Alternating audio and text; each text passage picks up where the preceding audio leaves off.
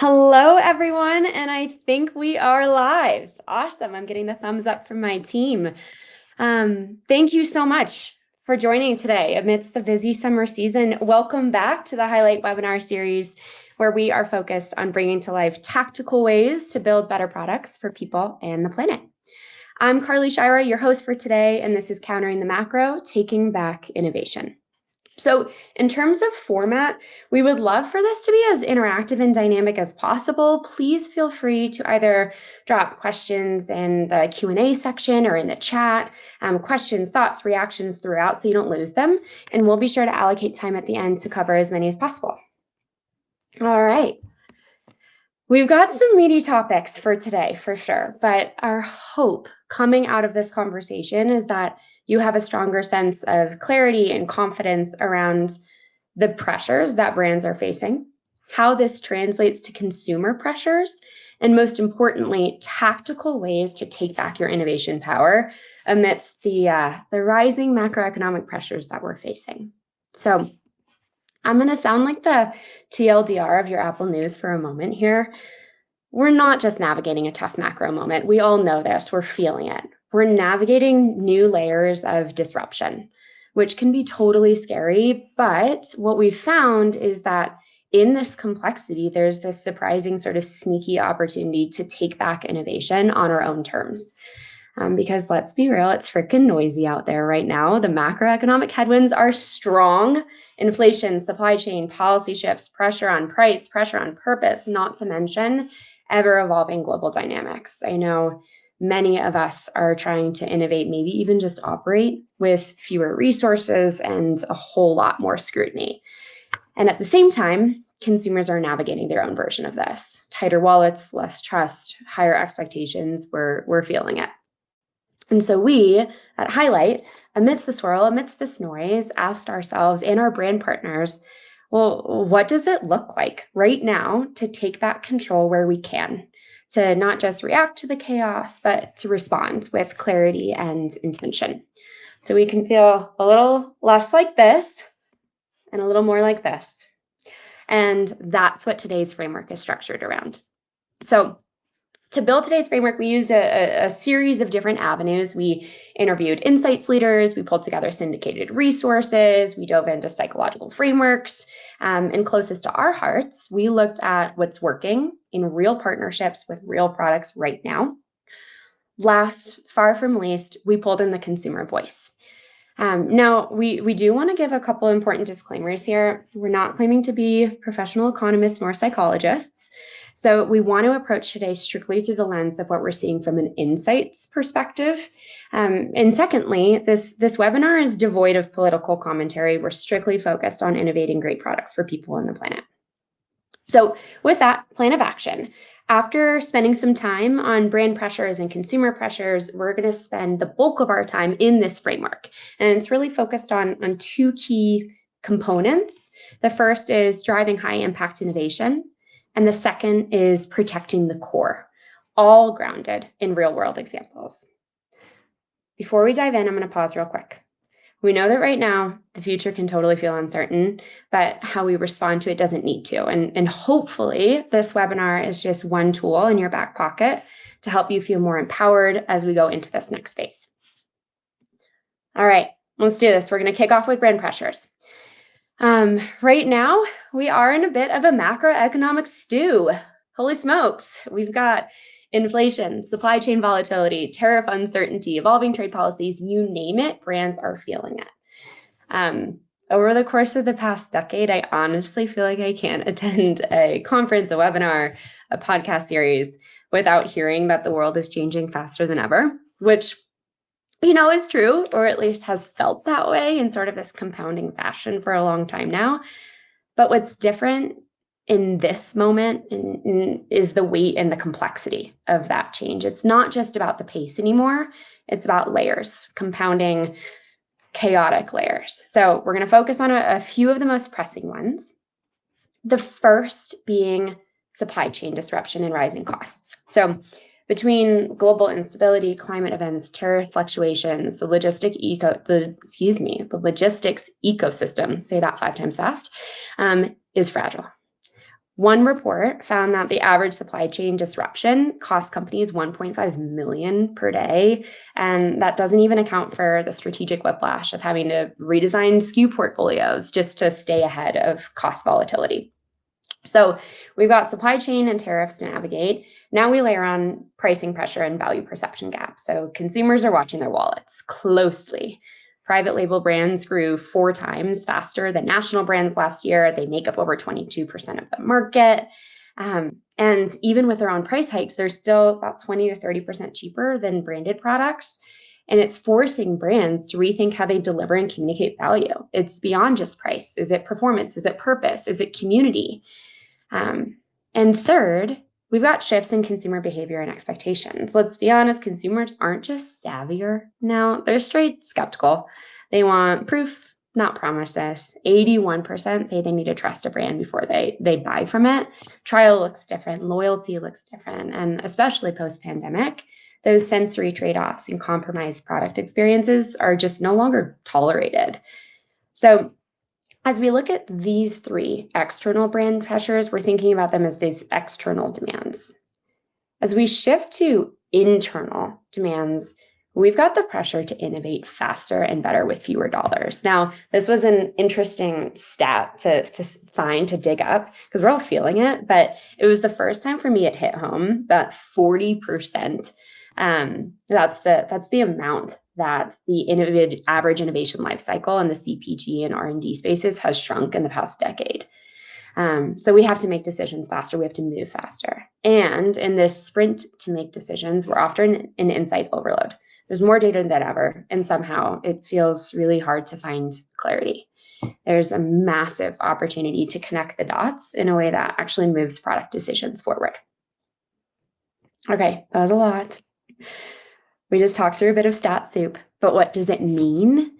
Simply put, brands are expected to navigate more complex systems, pressures, and policies with fewer resources at a faster pace than ever. We've got an increasing pace of change. We've got increasing complexity, resulting in decreased clarity of how we respond to these demands that are coming from all sides.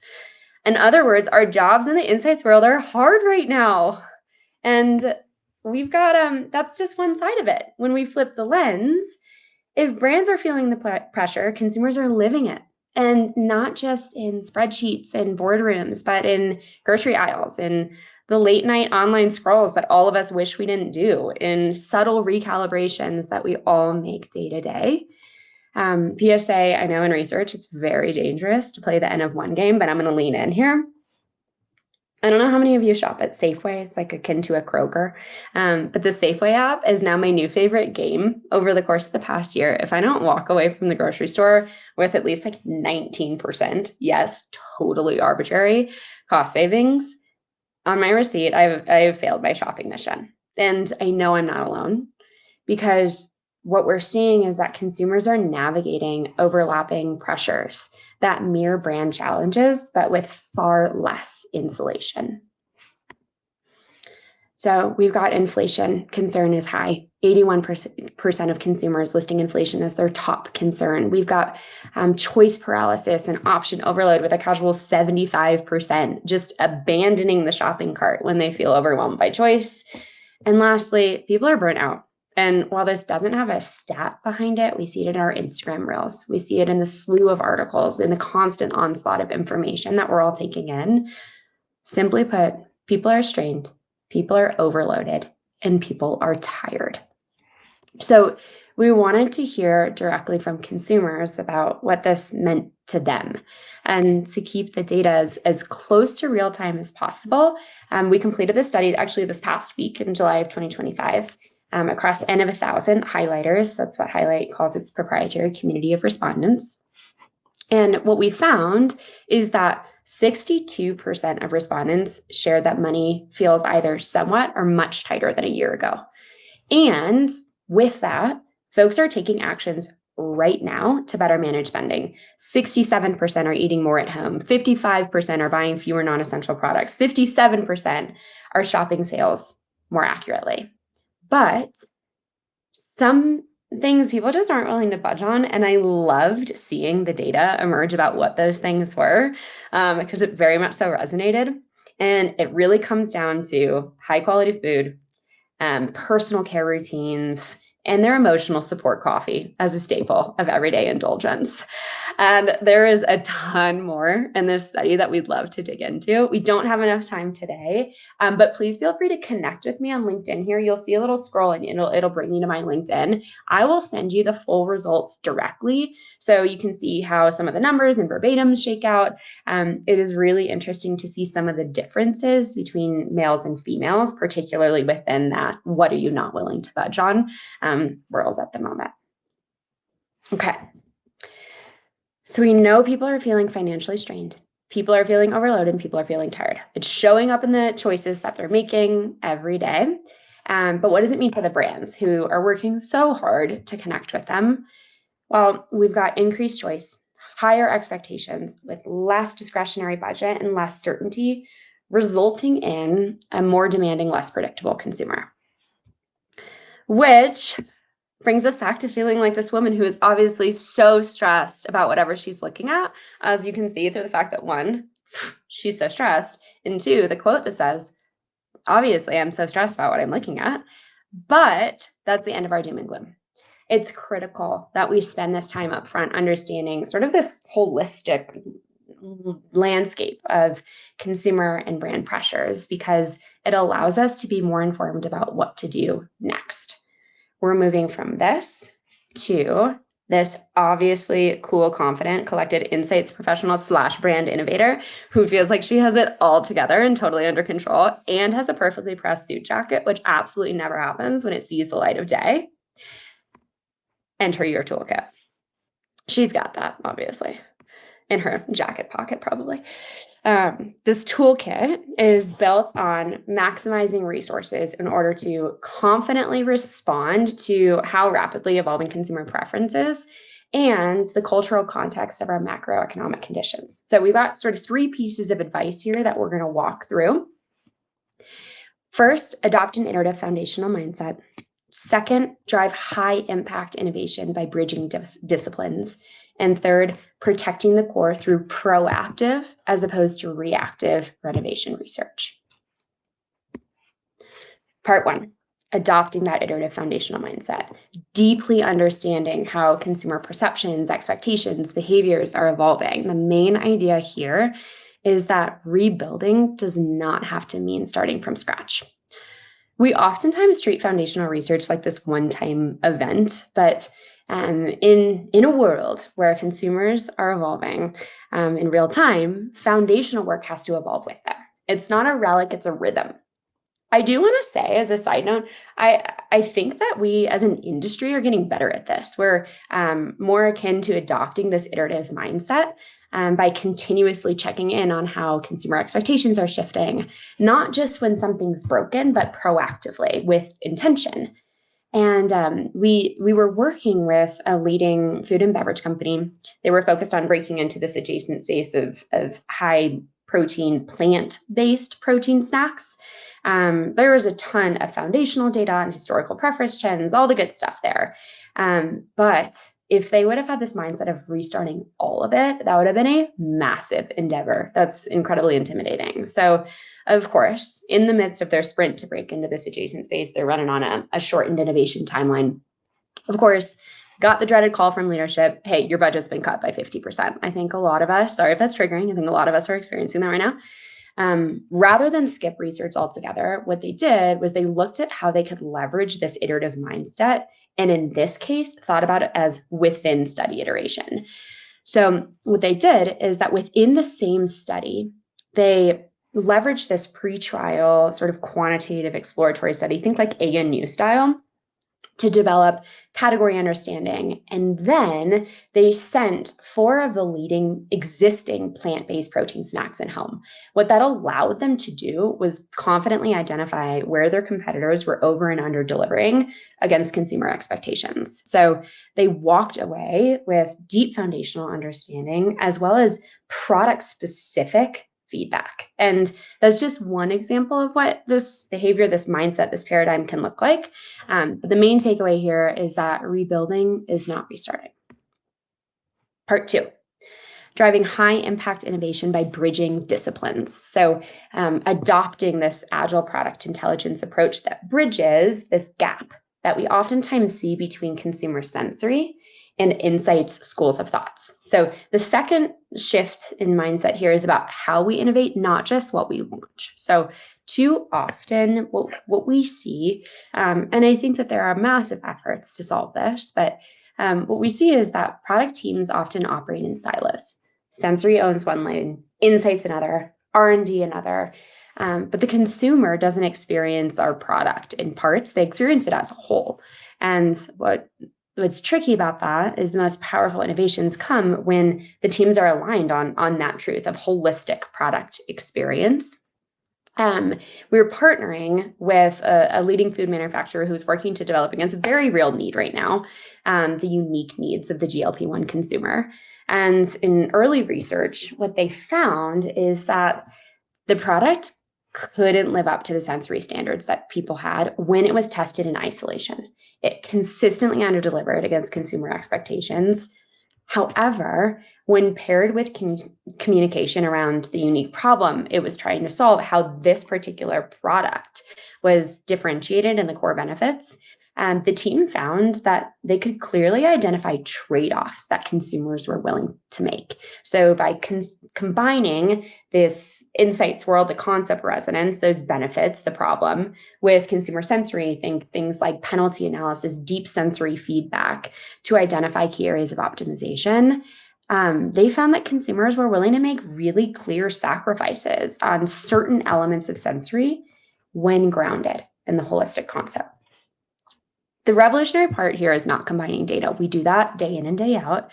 It's in collapsing the steps along the product development cycle by intentionally integrating insights and sensory to maximize the real estate of each and every engagement we have with consumers, because they are strapped right now. Side note, this is where in-context learning can be so powerful because you have that opportunity to bridge together within that same study. Okay, lastly, we're going to talk about the core. It's so easy to get caught up in what's new, but the truth is your core products are often your most powerful assets. And right now they are under some serious pressure. All of the things that we talked about so far, supply chain volatility, cost-cutting mandates, evolving consumer expectations, those are hitting our existing products, sometimes the hardest. But protecting the core doesn't mean freezing it in place. And we're all trying to get ahead of these changes. It means staying ahead of those shifts before it breaks your product promise. So one brand, they came to us we'll call it like a cost-cutting crisis. They ultimately had to shift formulation because of some of the changes in supply chain. And their instinct was to reformulate quietly, hope loyal consumers didn't notice. By the way, not knocking the importance of discrimination testing here. But instead, we worked with them to listen to their consumers. And what we found is that the preferences of their most loyal consumer base had actually evolved a bit over time. So they were able to innovate against that and use that as an opportunity to reconnect with their loyal consumers and evolve with them. They also brought in this separate cell of lapsed, disengaged users so that they could, one, identify how do we keep our loyal consumers, and two, identify is this an opportunity that we can bring in those that we've lost. So cost-cutting measures are really complicated. This is just one part of it. Supply chain issues causing reformulations are not fun. But what we've seen is that the earlier you bring in the consumer voice, the easier it is to get ahead of the impact. That's what we mean by that proactive versus reactive. Okay. We want to acknowledge that one of the most challenging aspects of responding to change can feel like you have to get to everything everywhere all at once. So we wanted to create a checklist to help ensure that you feel good about what questions you're answering when you're staying ahead of evolving consumer needs. You're de-risking innovation. You're validating with confidence. So as a handy dandy checklist here that we'll send as a follow-up, you can see that we've structured some of those core elements, key questions by each of those stages. And there may be pieces that you feel super confident about, like, boom, I feel so great about where my consumer is willing to pay right now, the price range that best aligns with their consumer perceptions. I can check that off and I can reprioritize elsewhere because in conversations with our brand partners, that's the trickiest part right now is reprioritization. What is most important for me to accomplish right now, given the breadth of knowledge I have and how quickly things are changing? Of course, this isn't a comprehensive list, but it's a good starting point. And we've got this on the other side too, on the renovation side. There's multiple elements that underpin each of these stages. So we've got a few of those key questions to check off along the journey. Have no fear. We'll send it as a follow-up. Okay, here we go. Taking a moment to zoom out. Yes, the pressures we explored today are real. They're not just headlines, quarterly reports. They show up in supply chains and dashboards, in your meetings, and how you're approaching your day-to-day life as a consumer and in your job. And for consumers, they show up in the checkout line, in these quiet trade-offs that we're making at the grocery store, in the mental load of trying to choose what's worth it. And emotional support coffee makes the cut. We're all in some way living these dynamics. But the power in naming these pressures is that we can also choose how to respond to them. Innovation isn't dead. It's not too slow. It's not too risky. It's simply evolving. And now, more than ever, it's about clarity, connection, confidence in the brands that aren't willing to sacrifice that deep consumer understanding. They're the ones that are getting closest to their consumers, staying grounded in what's real. So as we leave today, we invite you to innovate. We invite you to see these challenges not as walls, but as design constraints. When it feels so noisy, our hope is that by understanding how the pace of change in these layers of complexity interact, that you feel more empowered to proactively approach navigation in this world.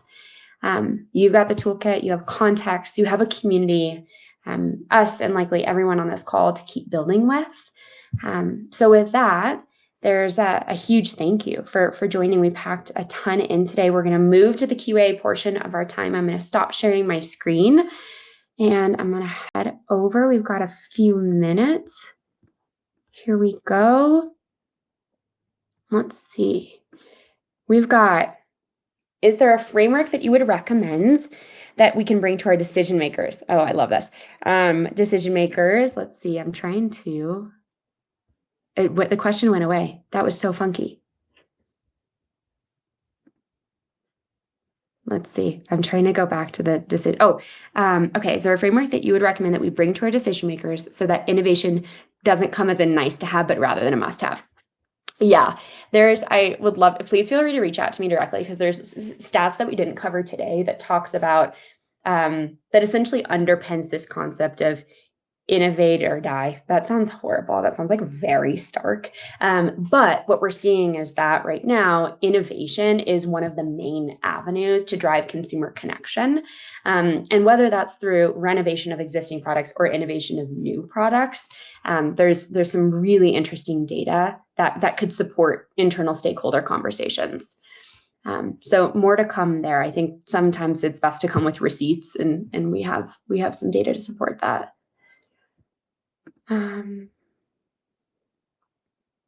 Great. Okay. We've got, what's the best way to prepare for impending supply chain shifts, even if we're not sure exactly what they'll be yet? I think this, if we could crack this code, my gosh, that would be phenomenal. I'll share my opinion based off of what we're seeing work successfully right now with our brand partners. A lot of it has to do with that iterative foundational mindset, but doing it in advance of when the anticipated supply chain shift or formulation shift. What that allows you to do is understand what's most important from a benefit and a sensory perspective for your consumers, so that when the time comes when, holy smokes, I have to reformulate this product, if you understand that the crunch of this chip is the thing that makes people love your product. That's a non-negotiable. So identifying a non-negotiable versus those nice to haves. One of the ways that we've thought about this in the past is primary versus secondary benefits. For instance, in the cleaning world, I would love if it was totally eco-friendly, but I need it to work. I would love if it smelled great, but I need to make sure that as a caretaker, when I put somebody in the bathtub, that I know it's safe. So we're starting to see these trade-offs between the nice to haves and the need to haves. That's one way to get ahead of supply chain shifts, is by having that foundational knowledge in your back pocket. Okay. And what are some examples of questions I might ask my consumers to better understand what's most important to them? Okay, that kind of plays into what we just talked about. So there's so many different ways that we can think about what's important to consumers, and it depends on what you're trying to accomplish. So sometimes there's value in just getting stated as we start to think about benefit hierarchies or functional and emotional associations with a particular product, or understanding what their day-to-day looks like and the problems that your particular product is solving. When we come at it through this sort of jobs to be done framework, the functional, emotional, social outcome, there's an opportunity to identify what is this solving for my consumer. Another lens that we can think about it through is the discrepancy between expectations and outcomes. So when we think about the biggest opportunity areas under met or unmet needs for consumers, oftentimes we see it when there's a really big difference between expectations, what we thought the product was going to do for us, versus outcomes, what the product actually did. The closer those align, the better we are at delivering against consumer needs. In terms of how we get to those questions, different avenues. There's A&U style work where you can include benefit hierarchies. There's deep foundational work that you can do from a qualitative perspective to bring to life the consumer voice, live a day in the life of your consumer. And I think a huge part of it is the analysis around what's a primary and a secondary. And you can identify that through trade-offs of product or sensory work at that product level. But from an insight standpoint, a lot of it has to do with getting close to what your consumers are looking to solve right now, existing frustrations, through that foundational qualitative and quantitative work. And at the product level, it's about what aren't they willing to sacrifice at that attribute specificity in order to drive towards innovation. I think that we've got time for one more question. And it looks like it's fairly similar. As we start to think about staying ahead of potential incoming regulatory updates, this is where there's so much interconnectivity between what we do in the insights world, in the sensory world as brand partners, and how our category planners, our financial partners are making their decisions. I was this was not work related, but in a conversation with a close friend who's a category planner. And she was like, the only way that we can do this right now is by being really close to our cross-functional partners. Like, there was a previous world where consumer insights was over there, and me as the financial planner of a category didn't talk. We don't have that luxury today. So that's less about research and more about internal dynamics would be my thought there. Okay, great. Thank you so much. Just want to mention, please feel free to connect with me on LinkedIn. I'll send the one pager of the results through directly to you. I know I've got some stats to share directly around why innovation is so important and what we're seeing as the impact of innovation to connect with consumers. And of course, just feel free to reach out to me with any questions, any feedback. And we're so excited to hear what all of you are doing to stay ahead of everything that's changing right now. So thank you again, and we're so excited to hear what everybody does. Bye.